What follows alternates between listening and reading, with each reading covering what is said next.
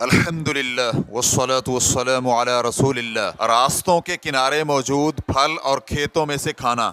سوال کیا گیا ہے عام اموال مثلا راستے کے کنارے پر موجود اگے ہوئے سرکاری درختوں کے پھل کھانے کا حکم کیا ہے؟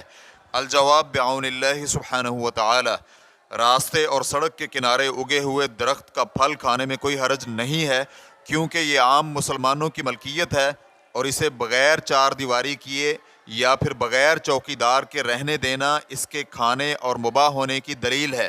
اور پھر باغ سے گزرنے والے شخص کو باغ کے پھل کھانے کی تو نبی علیہ الصلاۃ والسلام نے بھی اجازت دی ہے، لیکن وہ اپنے ساتھ کچھ نہیں لا سکتا، یعنی وہ اس پھل کو اپنے کپڑے میں بھر کر نہیں لے جا سکتا۔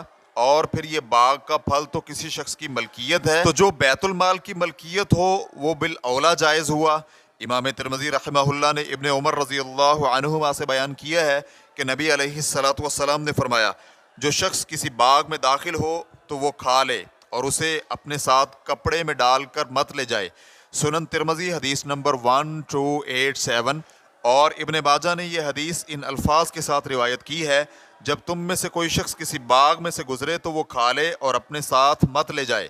سنن ابن ماجہ حدیث نمبر 2301۔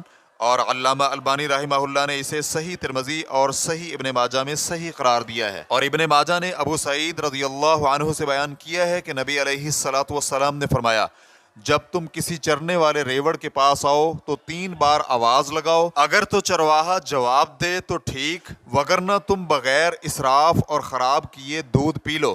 اور جب تم کسی باغ کی 4 دیواری میں آؤ تو باغ والے کو 3 بار آواز دو، اگر وہ جواب دے تو ٹھیک، وگرنہ بغیر فساد کیے کھا لو۔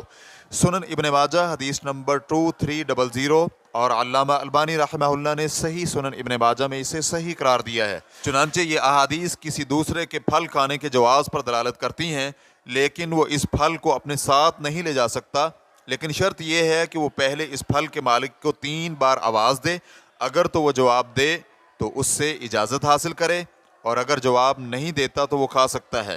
ابن قدامہ رحمہ اللہ کہتے ہیں، امام احمد کہتے ہیں، جب اس کی 4 دیواری نہ ہو تو انسان بھوکا ہونے کی صورت میں اس باغ میں سے پھل کھا سکتا ہے، اور اگر وہ بھوکا نہیں تو نہ کھائے۔ اور ان کا کہنا ہے کہ نبی علیہ الصلاۃ والسلام کے کئی ایک صحابہ کرام نے بھی ایسا کیا، لیکن اگر اس کی 4 دیواری کی گئی ہو تو اس میں سے پھل مت کھائے، کیونکہ وہ تقریباً شبہ الحرام ہو گیا ہے۔ اور ابو زینب التیمی سے مروی ہے، وہ کہتے ہیں کہ میں نے انس بن مالک اور عبد الرحمن بن سمرہ اور ابو بردہ رضی اللہ عنہم کے ساتھ سفر کیا تو وہ پھلوں کے پاس سے گزرتے تو پھل کھا لیتے تھے۔ عمر اور ابن عباس اور ابو بردہ رضی اللہ عنہم کا قول بھی یہی ہے۔ عمر رضی اللہ عنہ کہتے ہیں، وہ کھا لے لیکن اپنے ساتھ کپڑے میں ڈال کر مت لے جائے۔ اور امام احمد رحمہ اللہ سے ان کا یہ قول مروی ہے، وہ درخت کے نیچے گرا ہوا کھا لے، اور جب درخت کے نیچے کچھ نہ ہو تو پھر وہ لوگوں کا پھل اس حالت میں مت کھائے کہ اسے اس کی ضرورت نہ ہو، اور نہ ہی وہ پھل کو پتھر مارے اور کنکر مارے، کیونکہ یہ اسے خراب کر دے گا۔ اور اگر باغ 4 دیواری والا ہو تو انسان کے لیے اس میں داخل ہونا جائز نہیں، کیونکہ ابن عباس رضی اللہ عنہما کا قول ہے، اگر تو اس کی 4 دیواری کی گئی ہے تو وہ حریم یعنی ممنوع ہے، تو اس میں سے مت کھائے، اور اگر اس کی 4 دیواری نہ ہو تو کھانے میں کوئی حرج نہیں ہے، اور اس لیے بھی کہ اسے 4 دیواری کے ساتھ محفوظ کرنا مالک کے بخل اور اجازت نہ دینے کی دلیل ہے۔ ریفرنس کے لیے دیکھیے المغنی جلد نمبر 9 صفحہ نمبر 332۔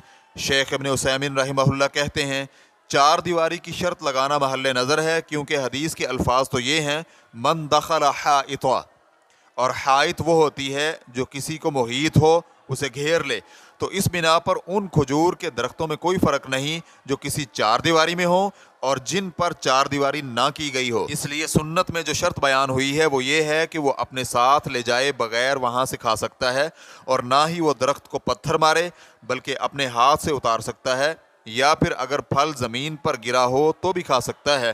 اور پھر یہ بھی شرط ہے کہ وہ مالک کو 3 بار آواز دے، اور اگر جواب آئے تو اس سے اجازت مانگے، لیکن اگر مالک کا کوئی جواب نہیں آتا تو وہ کھا سکتا ہے۔ حدیث اور سنت نبویہ تو اس پر دلالت کرتی ہے، اور امام احمد رحمہ اللہ کا مسلک بھی یہی ہے، اور جمہور علماء کا کہنا ہے کہ ایسا کرنا جائز نہیں۔